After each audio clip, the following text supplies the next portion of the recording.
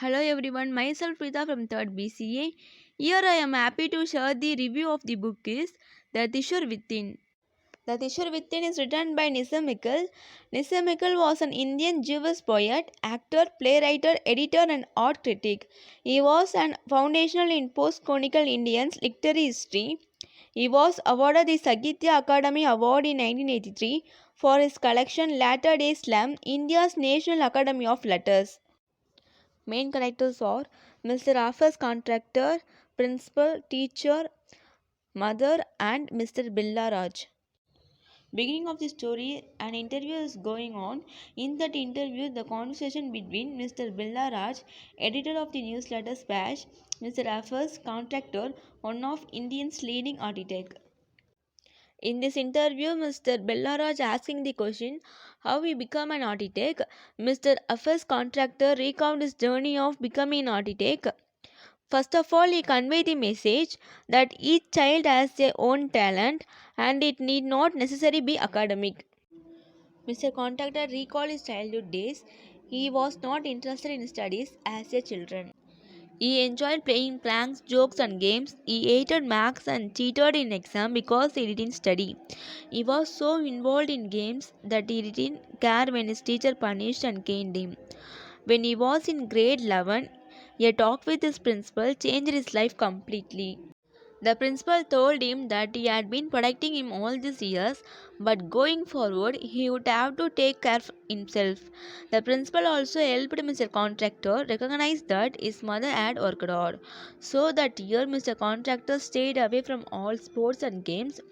Despite being a champion sportsman, he scored 50%, which for him was as good as 75%. Mr. Contractor wanted to join the army or the police force, but his auntie and mother wanted him to complete his graduation. Since his score were very low, Mr. Contractor had to use influence to secure a seat in college where he began studying Germany. When his Germany teacher died, he began learning from his cousin, whose husband was an architect. One day, while at the architect's office, he noticed a design flaw in someone's drawing of a window detail. The architect was surprised when he realized that the window would need not open if designed in that manner. He made Mr. Contractor draw a few more designs, which he did brilliantly. Mr. Contractor successfully went on to clear the entrance examination to the architecture college and secured a first class throughout college. In that interview, Mr. Billaraj asking next question, his skills in school days. Mr. Contractor recalls his school days. Again, he attributes his skills to the game he played during his school days. He would often design competition with one of his friends at school.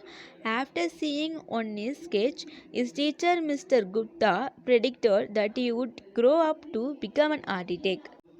Mr. Constructor observed that day well academically does not necessarily mean one will also do well professionally. He quotes example of how class toppers often go on to hold ordinary job. He sums up by saying that learning by doing has a far greater impact and significance than theoretical learning. Mr. Contractor that in school days we saw rain, he would first think about the flowing water and then how to build a dam to block and hold that water.